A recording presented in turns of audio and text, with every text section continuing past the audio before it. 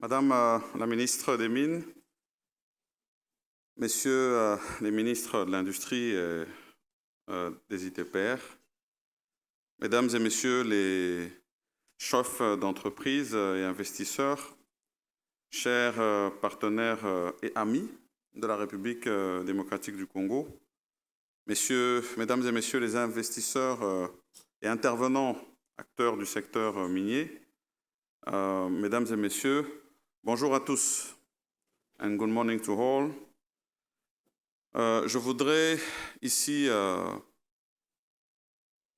d'abord saluer le mot qui était assez complet de Madame la ministre des Mines, brosser un peu le tableau de ce qu'est ce secteur et ce qui se fait maintenant et ce qui est attendu.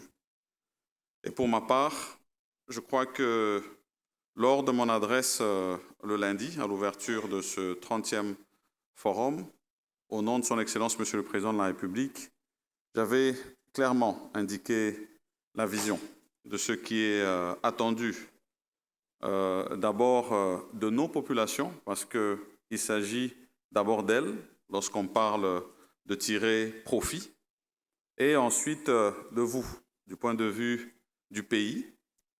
Et en ce qui nous concerne, nous avons clairement indiqué d'abord que nous saluons tout l'investissement déjà fait en République démocratique du Congo et inviter à ce que les acteurs ici présents soient des ambassadeurs auprès d'autres investisseurs qui voudraient nous rejoindre. Et pour notre part, c'est le cadre que nous devons mettre, le cadre légal, tant du point de vue fiscal que du point de vue des facilités.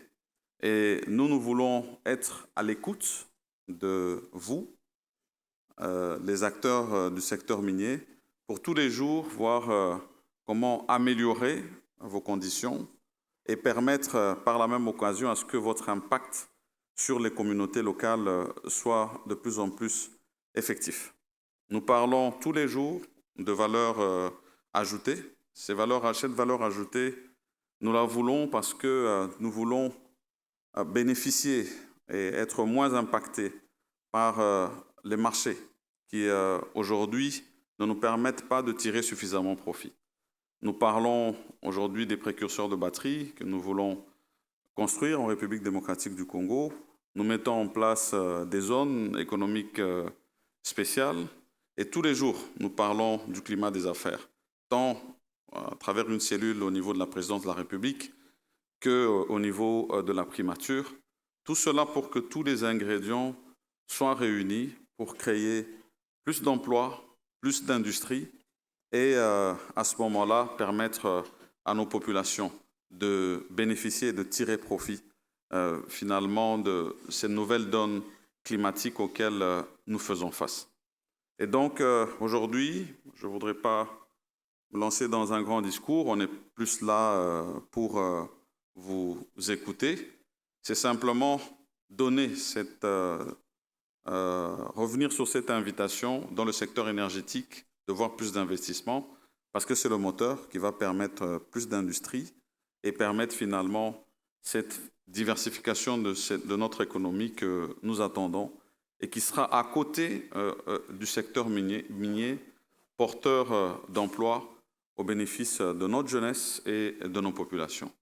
Bon, bien sûr, je l'ai dit, jeunesse de toute la République démocratique du Congo, mais nous pensons toujours en particulier à cette jeunesse à l'est de la République qui est toujours en proie à cette guerre injuste que nous avons dans cette partie du pays et pour laquelle nous menons tous les efforts pour résorber cette crise.